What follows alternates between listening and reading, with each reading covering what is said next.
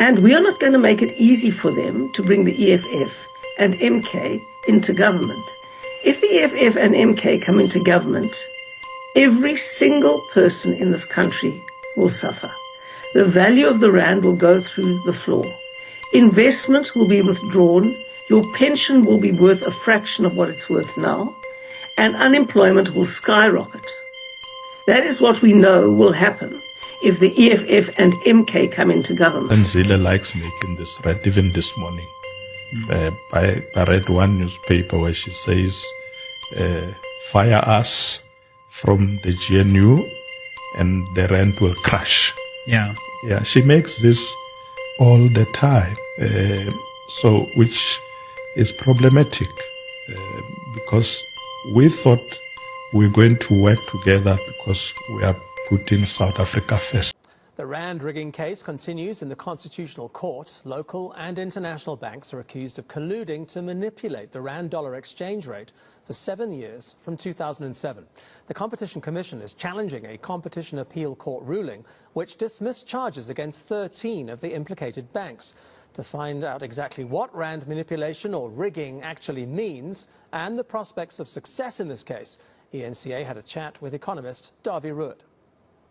The reason why certain institutions buy and sell currency or money is because in the case of South Africa, we are not allowed to use dollars. We are only allowed to use rands. And if we want to import something from the United States, we have to convert our rands into dollars and use those dollars to buy whatever in the United States and vice versa. I typically would go to the bank and I will ask the bank to give me dollars, and the bank will go and sell my rands in exchange for dollars, as an example. And this happens all the time, and like I've said, in massive volumes. Now, if you want to manipulate this currency, you must understand that in the short term, I guess it is possible for two banks to come together and say, listen, we know that Gareth wants to move R1 billion out of the country, for example. Let's give him a certain price in dollar terms, and let's collude on this. And it is possible, theoretically, that the banks can then, well, actually give you quite a raw deal and let you pay more for your dollars than what you should be paying for your dollars. But it is impossible, and let me repeat that it is impossible for any institution to manipulate the exchange rate of a currency over a long period of time. Even the South African Reserve Bank tried at one stage to manipulate the exchange rate of the rand, and the South African Reserve Bank couldn't do that. In fact, even the Bank of England tried to manipulate the price of the sterling or the pound sterling, and even they couldn't do that. So it is impossible for one single bank to manipulate the currency or the price of a currency over a long period of time. But in short term, that certainly is possible. So I must tell you, I can't see how the Competition Commission is going to be successful in this specific application. It is nearly impossible to prove this, and it is just about impossible for any bank or any institution to affect the exchange of the currency over the medium or longer term. So if $1 was equivalent to 7 rand, that would make bread 8 rand in South Africa. My name is VJ. I'm 26 years old and I'm a future radio DJ. A lot of you guys have been DMing me, asking me how, like, what does this whole 7 rand to $1 mean for South Africans and the cost of living and everything like that. So I want to explain it using bread, right? Bread right now estimately cost 20 rand. Different type of brands of isinkwa cost around 20 rand, right?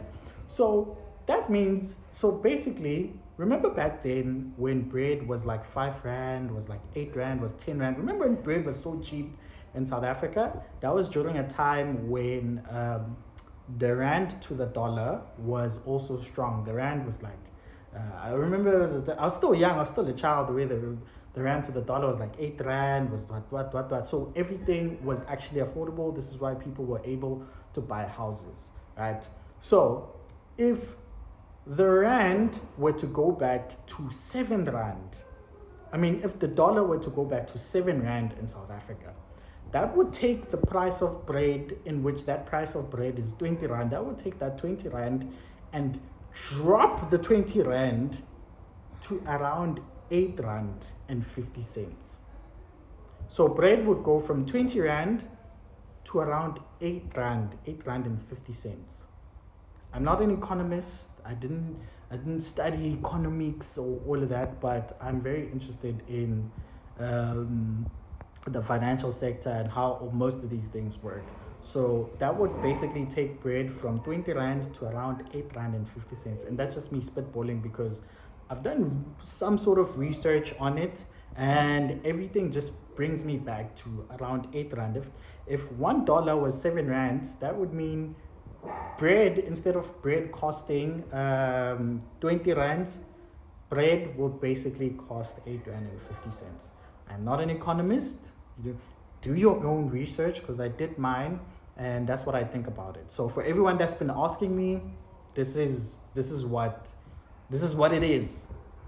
You know what I mean? This is the type of news that should be trending. And I'm realizing that South Africa, we are being scammed. We're being scammed every day of our lives. Can you imagine? The governor announced, this should be everywhere, that the rand should be actually 7 rand to the dollar and not 18 rand 50 to the dollar. Now, there is a measure that they use, which is the purchasing power parity that they use to measure how strong or how weak a currency is. So it's agreed that the rand should be 7 rand. Even the World Bank agrees that it should be around 7 rand or 7 rand 40 cents to the dollar, but it's sitting at 18 rand 50. Now, when they are explaining this nonsense as to why we are buying things for more money and our bread is higher, everything is inflated because of this currency thing, we are told that investors don't have confidence in us, which I call it a fib. Because how is it that the Saudis are busy buying into Limpopo, Abasa Israel are buying Cape Town? Which investors are scared? They tell us that the country is not stable. The audacity to tell us that our president right now is sitting allegedly with 3 IDs. We did nothing. He went and took loans. We did nothing. He had money under his couch. We still didn't do anything. So we are very predictable, by the way, because we don't do anything. I think they even put Xanax in our water, because how are we this calm?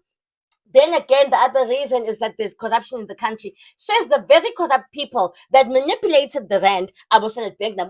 All these major banks, they manipulated the banks, the rand back then. Nothing happened to them. They're still operational. And then they want to tell us that the rand is at 18 rand 50 because of corruption. Are you mad?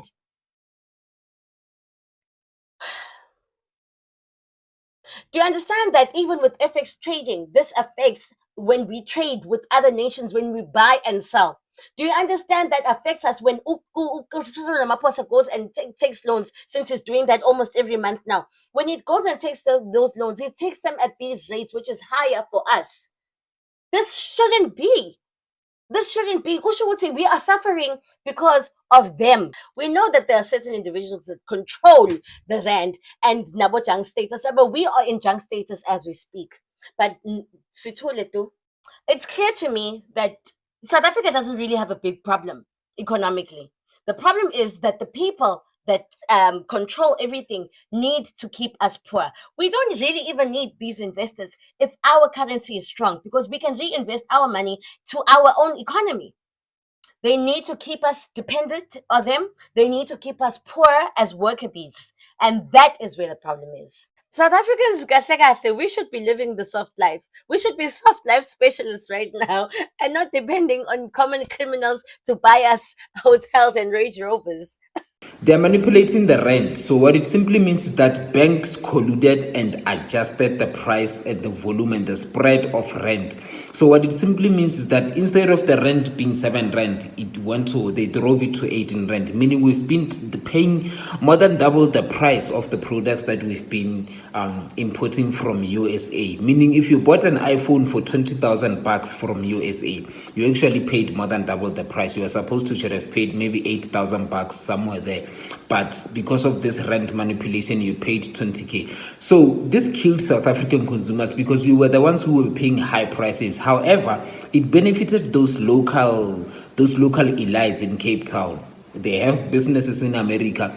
Those businesses, when they bring money into South Africa, when their profits come to South Africa, those profits are actually higher because the rent to dollar to rand is actually high. So rent is actually 18 rand instead of 7 rand. Meaning, if they decide to stop manipulating rent and they take it to original level, those guys, the money that they are going to receive from USA in profit is going to be of less value. So do you think they will stop it? Well, of course not. You just need to learn how to win when they win, right? So that's why I've created this masterclass where I'm going to teach people about the system, because this is part of the system that is designed to enslave people. It's always taxpayers who are going to suffer at the end, because there are companies that are relying on imports from USA. Those imports, they've been paying double price. So that led to company retrenching workers and all of that. So this is a slavery system at play. You just need to see it from a distance. So this is going to continue and never stop. This one will never stop. Rand will never go to 7 rand. Let's just admit on this one. Even if we try to stop it, you just need to know how to win when these guys win.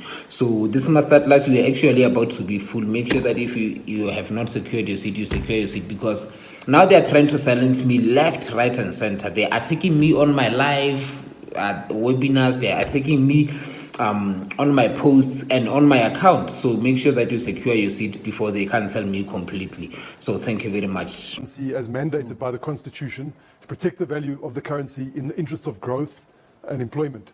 And I think that he is signaling, consciously signaling, and he's saying we could enter a phase whereby the rand, he called it a more mature phase. Because if your inflation rate is higher than your trading partners, you will tend to have an ongoing devaluation of your currency in order to compensate for that.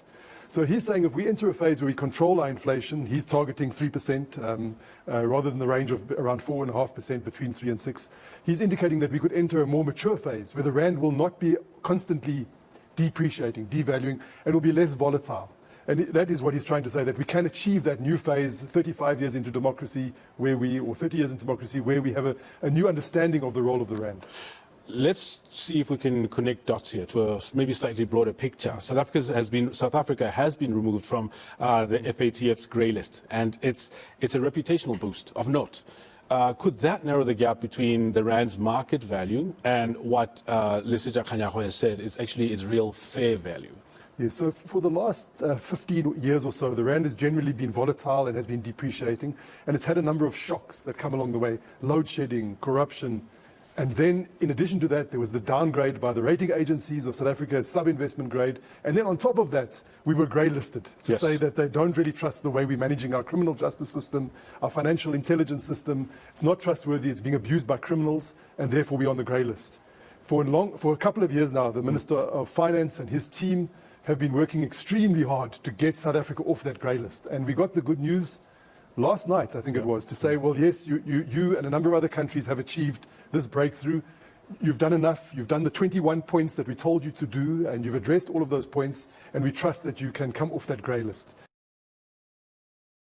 Rand manipulation. It's 28 local and international banks that they colluded to manipulate the South African currency, the rand, for their own gain, for their own profits, in ways that were detrimental to the rest of and the vast majority of South Africa's more than 60 million people. But what is rand manipulation? How do you manipulate a currency? What do the banks stand accused of? And why do people keep talking about R1 trillion a day? Well, welcome to The Issue with Dan Corder, where we explain and unpack what we know so far about rand manipulation, because a massive factor right now is that the organization, the Competitions Commission and the Competition Tribunal that has made these findings against these banks and is doing the investigations has yet to reveal its full report. But we do know quite a bit so far. So let's talk about the banks. Let's talk about rand manipulation.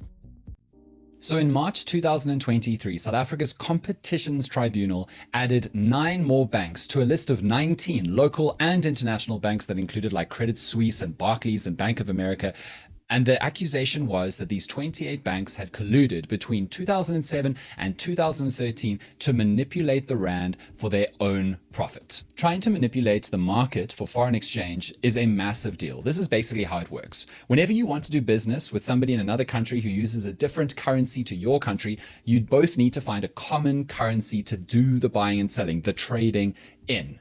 And generally, people trade in dollars. So if you are a South African wanting to do business with somebody overseas, even if they're not in America, you generally have to go and take the rands that you have and buy dollars. And banks play a massive role in how most people buy foreign currency. They often have their own foreign currency that they trade on their own behalf, but they often create channels through which everyday South African or businessmen around the world can do easy foreign exchange purchase and trade. And through these processes, they make profit, they make commission. And in our fundamentally globally interconnected world, where virtually all goods and services and industries are involved in international trade, the foreign exchange market for currencies to do deals in has a massive effect on a ton of industries. It's obviously imports and exports, but it's a ton of other things, including direct foreign investment, public and private debt, financial assets, and the price of many goods and services. So what's collusion, and how does colluding generally work? Well, ideally in capitalism, the way that prices are regulated is that a bunch of companies are competing to provide you a good,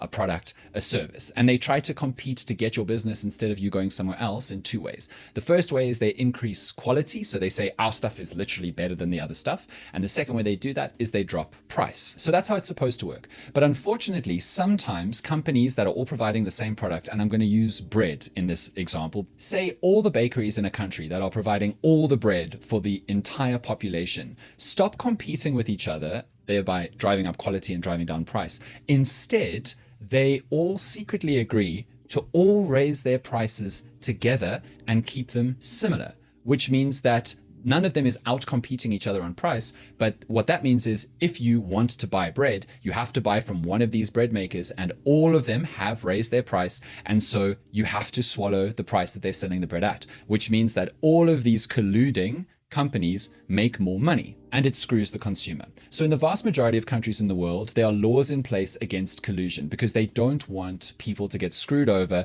by creators of goods and services who then dominate the market so that nobody else can get in and then all agree to raise the prices. That is literally what South Africa's Competitions Commission and Competitions Tribunal is for. So let's apply this to the market for foreign exchange. There are all of these different banks, 28 banks, trying to convince you, a South African business person who wants to do business with somebody overseas, to go and buy foreign exchange through their channel that they have created for you.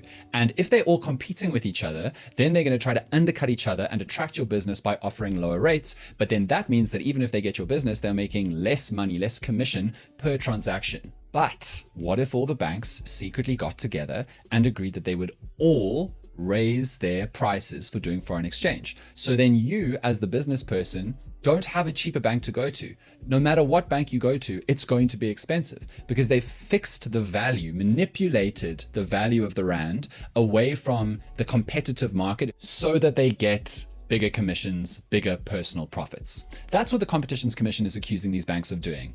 So the banks made it harder and more expensive to do business with South Africa and South Africans. They made it harder and more expensive for South Africans to do business with other businesses around the world, other governments, other countries.